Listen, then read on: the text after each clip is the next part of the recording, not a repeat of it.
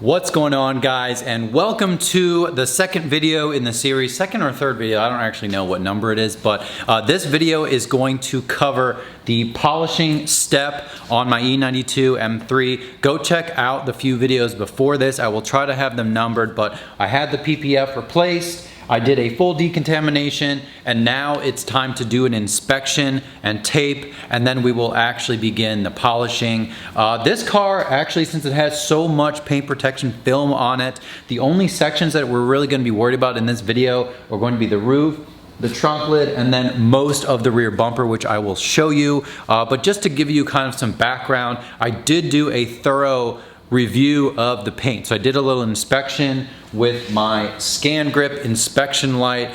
This is kind of one of the standard lights that you can get. It has a few different settings on it. That would be a separate video, but this is my go-to light to sort of check out the paint, see what's going on, and see what the paint looks like under a detailing light. And generally it's not that bad. It's pretty much what I would expect. The plastics like the spoiler and the shadow line trim, any sort of black surface is definitely more swirled than any other surface. The roof doesn't seem that bad, although there is some water spots. It actually looks like there's a few water spots on the roof, which I never noticed before. So the goal today for polishing is going to be using Sonax Perfect Finish with my Rupes yellow polishing pad. I'll go through that in just a second here, but we are going to use tape, tape off the surfaces that you don't want to hit, and also PPF, very important you tape off the edges of PPF so you don't smack it with the polish.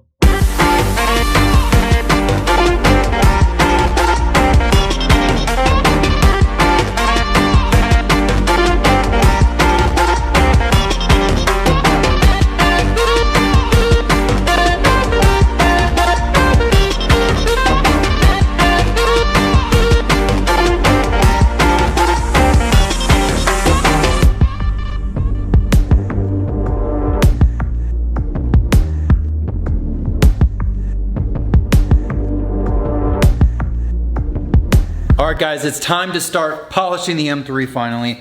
I actually forgot how long the taping process takes, even if I'm only polishing like the few panels back here, but I pretty much taped off every area where I was afraid that the buffer could hit. So, you know, if you're polishing here, you don't want to smack into the spoiler, and also you don't want to polish the edge of this PPF here because the PPF is on this panel, it's not on here, so I don't want to hit it right here.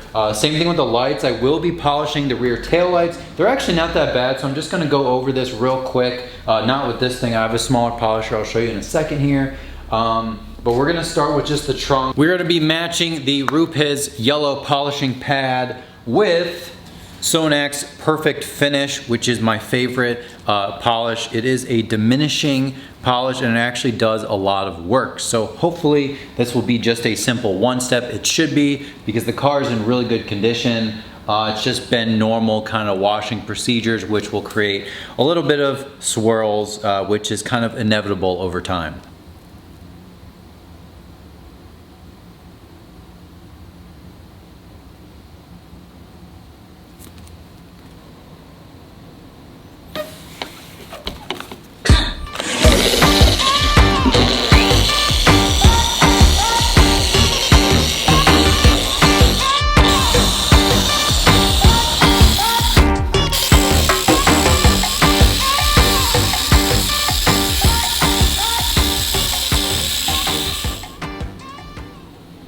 Alright guys, time for the detail-oriented crowd. Can you see that?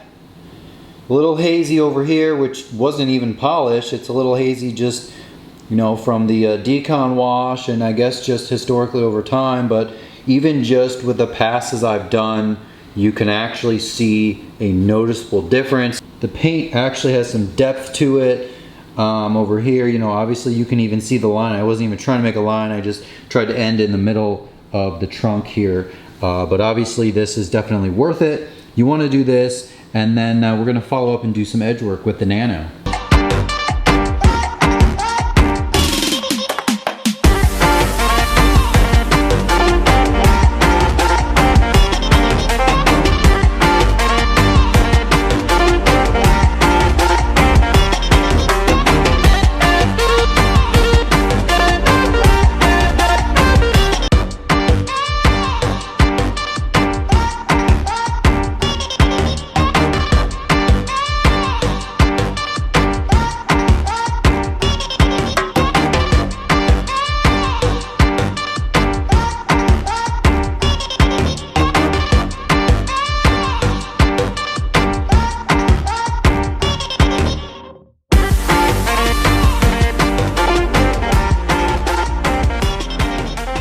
All right guys, quick update for you. I want to give you kind of a rundown of the situation on the M3. The hood is fully done.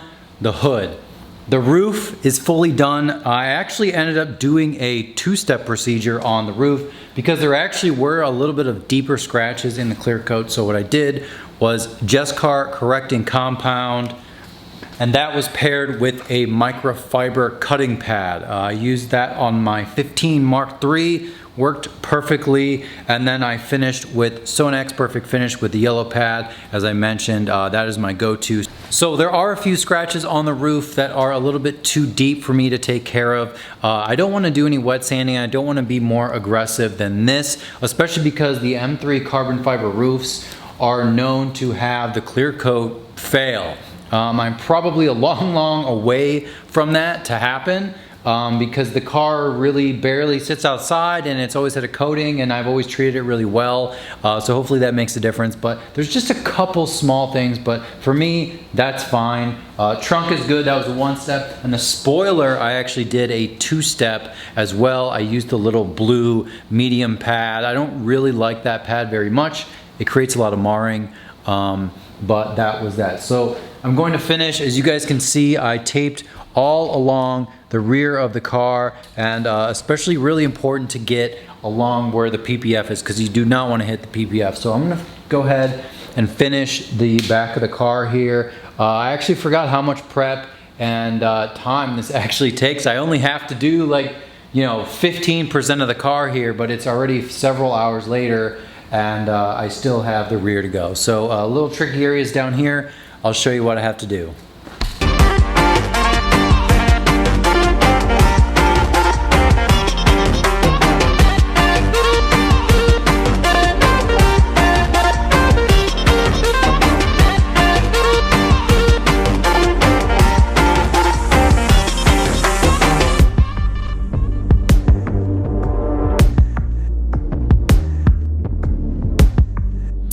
Alright guys, I'm feeling a little beat. I think that means we're going to end today's video.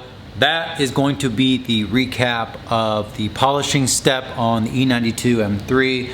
The next thing you're going to do is wipe it down with CarPro Eraser or Geon Prep or something like that. What you want to use is something like an isopropyl alcohol to get the surface nice and prepped and ready for whatever you want to use as the protection. We are going to be using G-Technic Crystal Serum Light. So we are going to coat the car, and the primary reason for that is because of the PPF. So I'm going to take the tape off. There's really no big trick to it. Just be careful, especially if you taped over the PPF. And then once you take the tape off, do a final wipe down of the PPF, and really the whole car. You want to wipe down the whole car. Even the areas that you didn't polish, if there's an area for some reason that you didn't think needs polished or paint corrected or whatever it might be, you definitely want to wipe down, because the polish dust will get in small little cracks, the door jambs, all that stuff. You definitely, around the badge, every corner, use one towel with CarPro Eraser and then one towel that's dry, and it evaporates pretty good, but sometimes it leaves a little bit of streaks. So you just want to be careful with that, but make sure you wipe it down right before you apply your protection, because if you let the car sit overnight or whatever, you don't want to have dust accumulate on it overnight or whatever it might be. Then you'll have to wipe it down again. So you might as well wait until right before you do the coating or whatever you decide, and then you'll be good to go. Links are in the description of everything I used today. I do have a tip for you guys, something that I screwed up today, and that is never leave this thing standing up. I know it's very tempting to stand this up on the ground or a cabinet or whatever, but what I did was I had this standing up on my detailing cart, and it fell off the cart onto the ground. And here, let me show you. Alright, so let me show you what happened. Inside this, there's a little thing that has a throw to it. So this is what designates if you're doing rotary or whatever. So this is the little thing that screws in. And normally you would screw in this, but as you can see, there's no little peg. The peg is stuck in here.